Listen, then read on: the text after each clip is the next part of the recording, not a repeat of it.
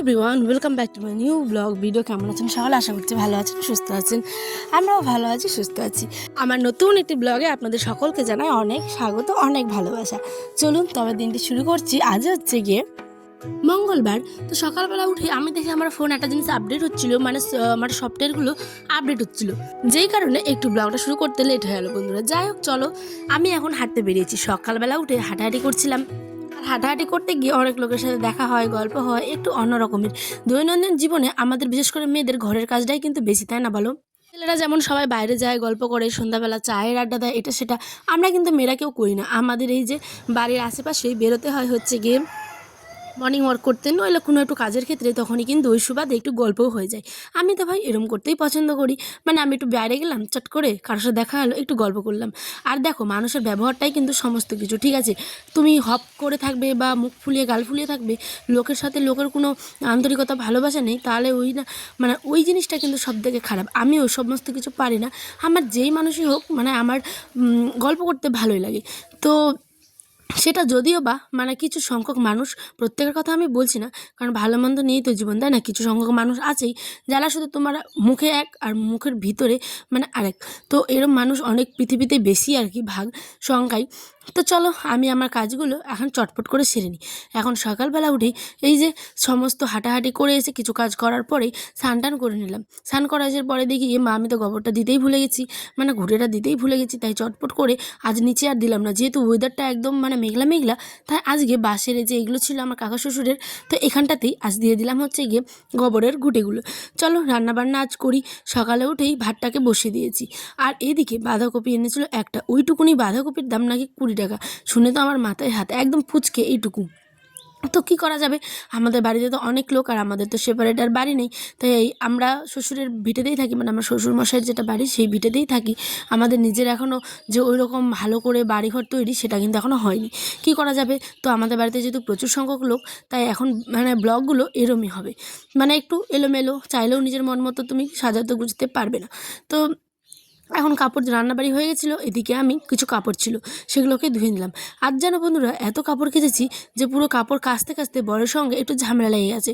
মানে ঝামেলা বলতে কি, ওকে আমি রাখতে গেছিলাম যে এত কাপড় আমি কাচতে পারবো না, কিছু কিছু কাপড় নিজেরও নিজে কাচো, নইলে একটা কাজের লোক রাখো, মানে কাজের মাসি রাখো কাপড় কাচার জন্য। তো এই মধ্যবিত্ত ফ্যামিলিতে কাজে মানে লোক রাখা তো মানে দুঃস্বপ্ন, আমরা ভাবতে পারি না, তাই না? আর ওই দেখো দূরে সূর্যি মামা কিন্তু দেখা দিচ্ছে। চলো কি আর করা যাবে, রাগ করে আর গোসা করে কোনো লাভ নেই। এরমই কথার কথা বলছিলাম। তো দেখি যে আয়নার বাবা বলছে, বা আজ থেকে তুমি কাপড় কেচো না, আমি কেচে দিব। তো মজা করতে করতে একটু টুকু মানে আমরা ঝগড়া করতেই থাকি। আর এই ঝগড়া করলেই কিন্তু অনেকটা মানে মনের শান্তি লাগে, বিশেষ করে যখন মনটাতে অনেক অনেক কথা জমে যায়, তখন ঝগড়ার মাধ্যমে একটু বের করে দিই। মানে ওই রকম ঝগড়া না যে লোকজন হবে এটা সেটা, দুজন মিলেই কথা বলি, একটু মানে মিটিয়ে নিই ঝগড়া করে, বেশ মনটাও হালকা লাগে। তো যাই হোক, চলো এখানে আমি একটা ডেকজি মানে তসলা কিনলাম, যেটা ছোট্ট একটুখানি, কারণ আমরা তো একটুখানি ভাত রান্না করি, তাই একটা ছোট্ট তসলার খুব দরকার ছিল। তসলা বলতে আমার শ্বশুরবাড়ির দিকে এটাকে বলে তসলা, মানে এটা হাঁড়ি। চলো এইদিকে দেখো, আয়নকে নিয়ে বিকেলের মধ্যে দুপুরে খাওয়া দাওয়া তো কমপ্লিট, লাঞ্চ কমপ্লিট, এখন বিকেলবেলা একটু আয়নকে নিয়ে ঘুরু ঘুরু করতে বেরিয়েছি হচ্ছে এদিকে। দারুণ দারুণ কতগুলো কলা ধরেছে, বেশ ছুরি ছুরি কলা, কলার বাগান আর কি ছিল ওখানটাই, দেন বাগান আর নেই।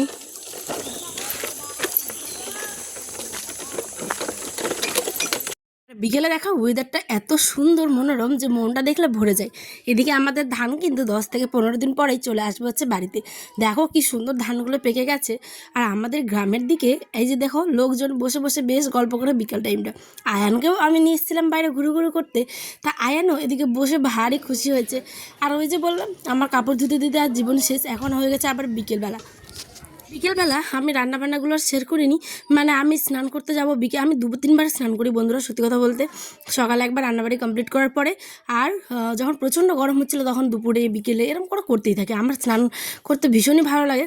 তো এখন আবার বিকেলে আয়নার বাবার কিছু কাপড় জমা হয়েছে, এসে বলছে আমাকে এগুলো ধুয়ে দাও, এই জন্যই তো আমার রাগটা উঠেছিলো। তো যাই হোক, চলো বিকেলে কাপড়গুলো এখন ধুয়ে নিতে হবে। কলপাড়ে এসেছি, আর কলপারে এসে কাপড়গুলোকে না আমি আগে ভালো করে বাথরুমে, মানে আমাদের স্নানের যে ঘর, সেখানে ধুয়ে ভালো করে আঁচড়ে আঁচড়ে, মানে একদম কি বলে ওটাকে, সাবান দিয়ে ভালো করে কেচে নিয়ে এসেছি। এখানে হচ্ছে কি একটু ধুবো বলে, কারণ ওইদিকে একটু সমস্যা হচ্ছে জলের, সেই কারণে। চলো এদিকে আমি চটপট করে মানে কাপড়গুলো ধুয়ে নিই।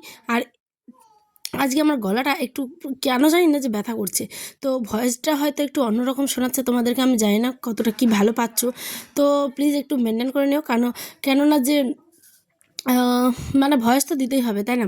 তো যেমনটা আমার গলা এখন পরিস্থিতি, তো কালকে কী হবে আমি বলতে পারছি না, তাই আজকে ব্লগটা ভালো করে একটু চেষ্টা করছি যতটা পারি এডিট করে দেওয়ার। হ্যাঁ, তো আমার ইউটিউবে ব্লগগুলো তোমাদের কেমন লাগছে অবশ্যই কিন্তু আমাকে জানিও। এর থেকে অনেক ভালো ভালো ব্লগ আছে, চাইলে একটিবার এসলেও মানে এই দিদিভাইয়ের বা এই বোনটির ব্লগটি তোমরা দেখতে পারো, ঠিক আছে?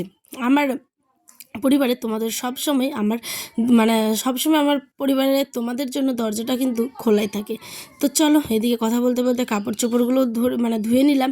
এখন বিকেলবেলা, এখন রাত্রে রান্না করব হচ্ছে রুটি আর বাদাম ভিজিয়েছি, জানো, বাদাম আলু দিয়ে বেশ করে একটা তরকারি, সাথে ডিম ভুজিয়া করে মিক্স করে দেবো, তাহলে খেতে কিন্তু প্রচুর ভালো লাগে। আর ব্লগটা করতে 3 থেকে 4 মিনিট চাই, কিন্তু কি করা যাবে, 5 থেকে 6 মিনিটের হয়ে যায় অলরেডি। তো আজ আসি, অনেক বড় একটা ব্লগ দিলাম, দেখতে কেমন লাগলো অবশ্যই জানিও।